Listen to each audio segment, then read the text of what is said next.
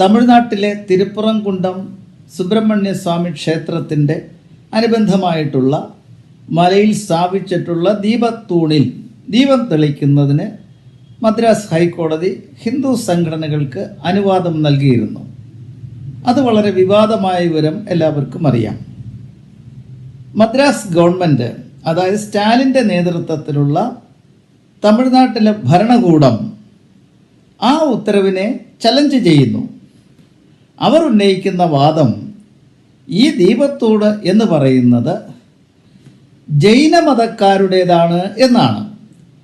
ജൈന സന്യാസിമാർ ഇന്ത്യയുടെ പല ഭാഗത്തു നിന്നും അവിടെ വരാറുണ്ട്. അവർ ഒന്നിച്ചു കൂടുമ്പോൾ അവിടെ വിളക്ക് തെളിയിച്ചിരുന്നു എന്നുള്ളതാണ് അവരുടെ വാദം. ഇനി ഒരു പക്ഷേ അത് വാദത്തിന് വേണ്ടി സമ്മതിച്ചാൽ പോലും സർക്കാരിൻ്റെ പുതിയ വാദം ഇത് ഹിന്ദുക്കളുടേതായിട്ടുള്ള ഒരു ദീപത്തൂണല്ല, ജൈനമതക്കാർ സ്ഥാപിച്ച ഒരു ദീപത്തൂണാണ്. അവിടെ ഇന്ത്യയുടെ പല ഭാഗത്തു നിന്നും ജൈന സന്യാസിമാർ അവിടെ വരും.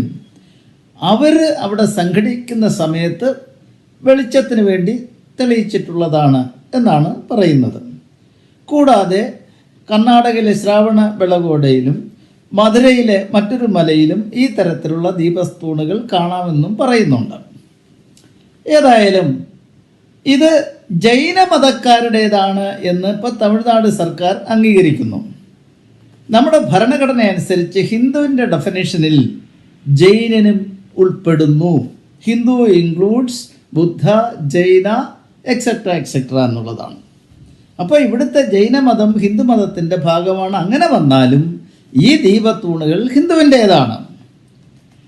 ഇപ്പോൾ ഈ സർക്കാരിൻ്റെ ഈ വാദങ്ങളൊന്നും നിലനിൽക്കത്തില്ല എന്ന് വന്ന ഒരു സാഹചര്യത്തിലാണെന്ന് തോന്നുന്നു. ഇപ്പം ദർഗാ ഭാരവാഹികൾ മറ്റൊരു വാദവുമായിട്ട് മുന്നോട്ട് വന്നിരിക്കുന്നു.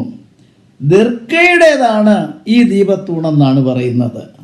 ആ ദർഗയുടേതായ ഈ ദീപത്തൂണ് നിലനിൽക്കുന്നത് വഖഫ് വസ്തുവിലാണെന്നാണ്. ജസ്റ്റിസ് GR സ്വാമിനാഥന്റെ വിധിക്കെതിരെ ദർഗാ ഭാരവാഹികളും കോടതിയെ സമീപിച്ചിട്ടുണ്ട്.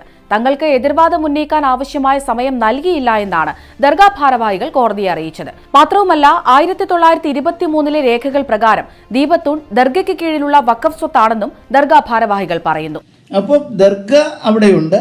ആ ദർഗയോട് അനുബന്ധമായിട്ടുള്ള ഒരു തൂണാണിത്.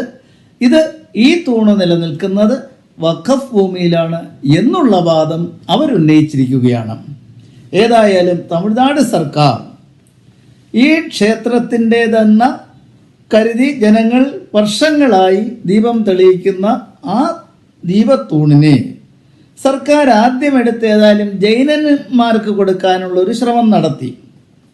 അത് ചിലപ്പോൾ ഒരുപക്ഷെ ഫലിച്ചില്ലെങ്കിലോ എന്ന് കരുതി കുറെ കൂടെ തീവ്രമായി ഈ വിഷയങ്ങളിൽ സമരാത്മകമായ നിലപാടോടുകൂടി നിൽക്കുന്ന മുസ്ലിം സംഘടനകൾക്ക് അത് കൊടുക്കാമെന്നുള്ള ഒരു തീരുമാനത്തിലെത്തിയതായിട്ട് നമുക്കിപ്പോൾ കാണാൻ കഴിയുന്നു.